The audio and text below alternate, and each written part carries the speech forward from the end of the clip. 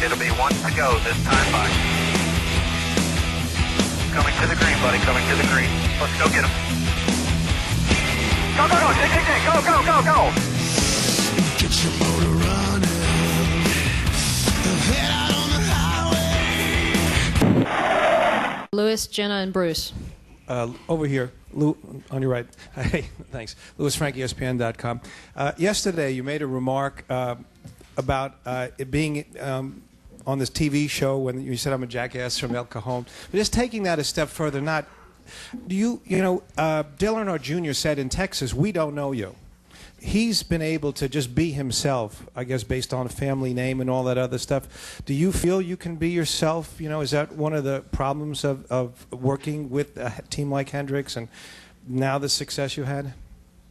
I don't feel like I haven't been myself. I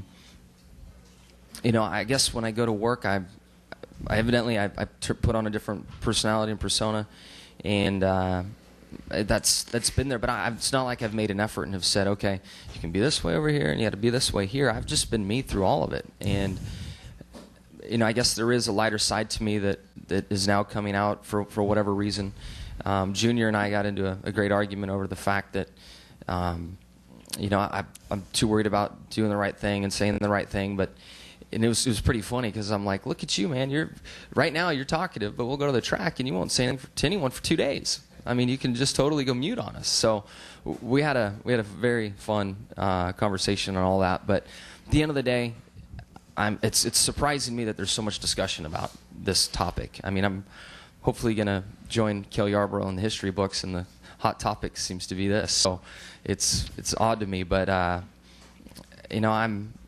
just me. I'm just doing my thing, and hope to get this behind me and have some fun Sunday night. I just want to get through this weekend. Jenna. Jenna Fryer, AP. Back to the testing thing. You just mentioned you guys will probably still test at the place. You'll figure out where you can test, and you will. And this is supposed to be a cost-cutting measure. So for guys, Hendrick, Gibbs, Roush, Childress, they have money. They can still go test. Isn't it sort of reverse? Because now you guys are still going to go spend the money and find places, and these smaller teams may not be able to rent that track time and go to those places. So does it almost have a reverse effect? Yeah, in some ways I think it does, and it can. At one point, NASCAR, they've had a difficult time figuring out what would be the right thing here. And at one point, they're like, we don't care how many times you test. Just open it all up. We don't care. We'll give you the tire. You do what you want. And so I've watched and have been in part of some conversations and know how difficult this topic's been. But at the end of the day, speed equals dollars. It always has been. It's the formula in racing. It's the way it works, and you're never going to get around that. It may slow us down. It may limit the amount of information we can learn. But at the end of the day, the only way we're going to beat Roush or Childress or Yates or Ganassi or any of those teams that are out there is by finding more speed and technology, and that takes money to do it. You just cannot, no matter how you try to build the rules, you can't change that. That's the bottom line. So it could, and I know that's the last thing NASCAR wants, but at the same time, we've got to do what we got to do to win. And I'm not sure what that is. It's so new. I don't know what that means, and if it is testing, if it's, we all have 7-post machines now, and that started because of the limited testing that we had a year or so back. I don't know what the next machine's going to be, but we're going to start looking for it, I'm sure, and try to get it. Bruce. A lot of crew members have lost their jobs in the last couple of weeks. I believe there's 120 at DEI that were all let go this week. You're at a team that is, one of the elites of the team. So how fortunate do you feel that hasn't happened yet, or have you even seen instances where Hendrick Motorsports is starting to trim back a little? We've always tried to be as lean as we can, and we probably have more people than anyone. So it's tough to say that, but I know how Chad runs the 24/48 shop, and those guys in there put in a lot of time, and he's always kept it a lean shop. And we've had some turnover and things, but it hasn't been because of budgeting reasons. At least in the 24/48 shop, I've not seen any of that or heard any of that. It's troubling to me to hear that 120 people lost their jobs at DEI.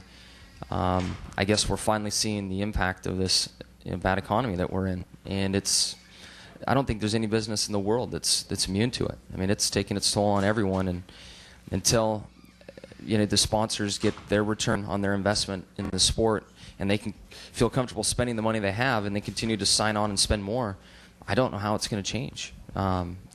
It's expensive. It's a big sport, and it's expensive. Anything else before Jimmy goes? Anything else?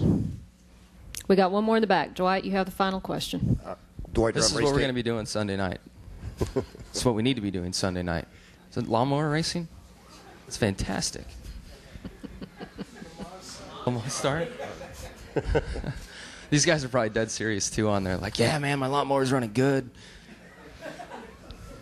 New motor, engine shop's been working hard. My brother in his overalls prepped this thing just right. Go ahead, Look Dwight. at the technology here. Have they been testing? Look at that. Sorry. A little lapse. Dwight Drum, racetake.com. Over here, Jimmy. What would you tell a young fan what it's like to have come all the way from racing in the desert to racing at this level? It's been a wild ride. I mean, there's been a lot of points where I wasn't sure I was going to have a job or things were going to work out, and to be here today in the position I'm in is it's like watching a movie at times, because it's not been this easy road, and there's been a lot of opportunities for things to go away and things to go wrong, and sponsorship dollars not being there, not forming. Series, I had to deal with the fact that the off-road racing industry went through a tough time, and when I was peaking in my career at that point, the series went under, and I was fortunate to meet the Herzogs and find a way into asphalt racing at that point in time. So you just got to commit to the sport. If you love racing and make it your life, it'll be there for you. But I'm one in a billion that gets this opportunity and has this kind of success. But if you love racing, you can have a lot of fun with it. Thank you, Jimmy. Good luck this weekend.